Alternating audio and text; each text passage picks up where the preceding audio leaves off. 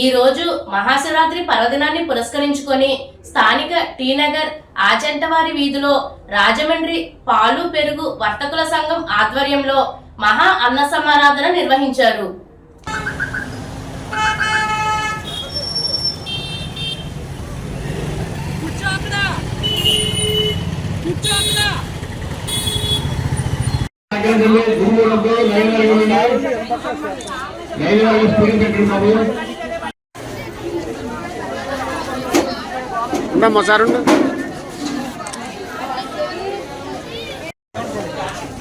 మా లైన్ వారిగా ఉండండి. భవనం అందరికీ కూర్చుంది.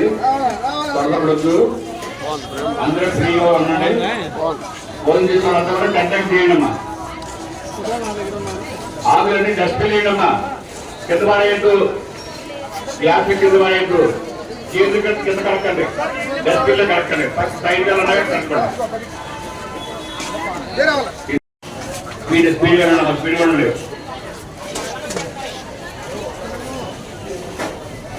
రండి. ఎండ చూస్తున్నారు మనడు.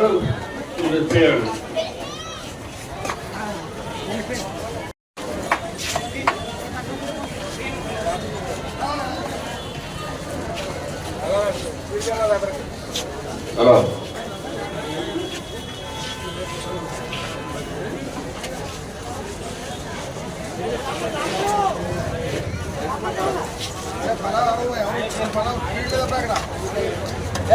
రావాలి.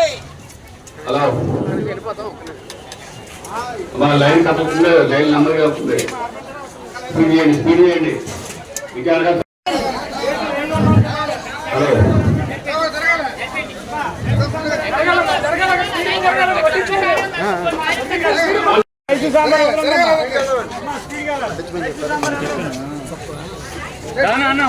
స్పీడ్ చేయండి. మాకు స్పీడ్ చేయండి.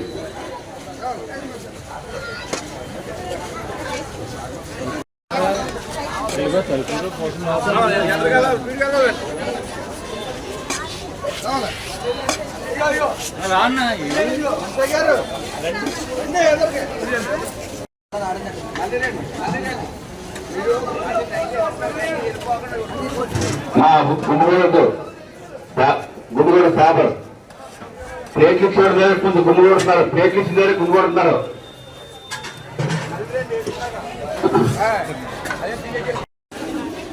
ఇస్తే కంగారకండి. కంగారండి. అందరూ ఉంటాయి. కంగారకండి.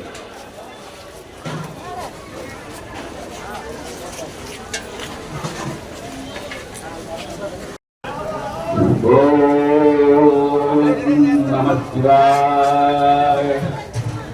ఓం నమ శివాయ. హర మహాదేవ. శుభో శంకర. నమ శివాయ నమః. అమ్మ అందరికీ ప్రసాదం కంగారతో శంకరతో.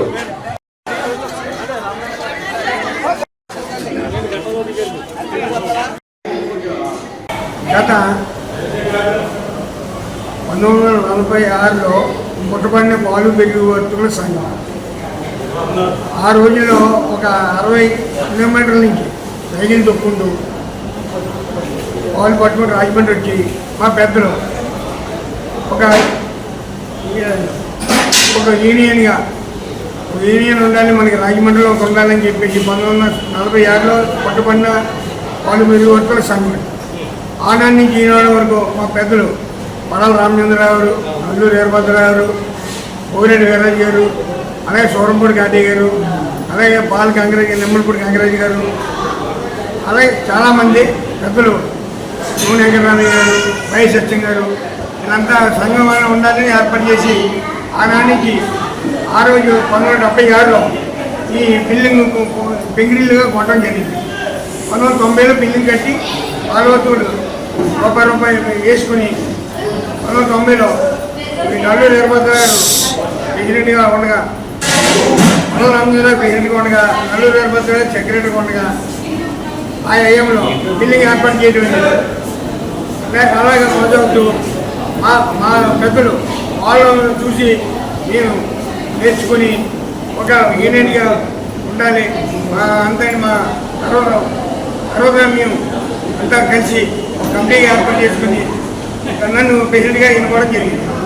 ఆ తర్వాత కొనసాగుతూ ఇది గత 15 సంవత్సరాల నుంచి 38,000 మహాశివరాత్రి తోడుగుళ్ళు భక్తులు వచ్చిన వాళ్ళకి ప్రతి ఒక్కరికి భోజనాలు ఏర్పాటు చేయడం కమిటీ వారు అందరూ కూడా ఆయన రూపాయి చేసుకుని మా వాళ్ళు పాలవర్తుకులు కమిటీ వాళ్ళు కమిటీ సభ్యులు అందరూ కూడా పాలవర్తుకులు చేసుకుని మేము భోజనం పెడతాం జరుగుతుంది.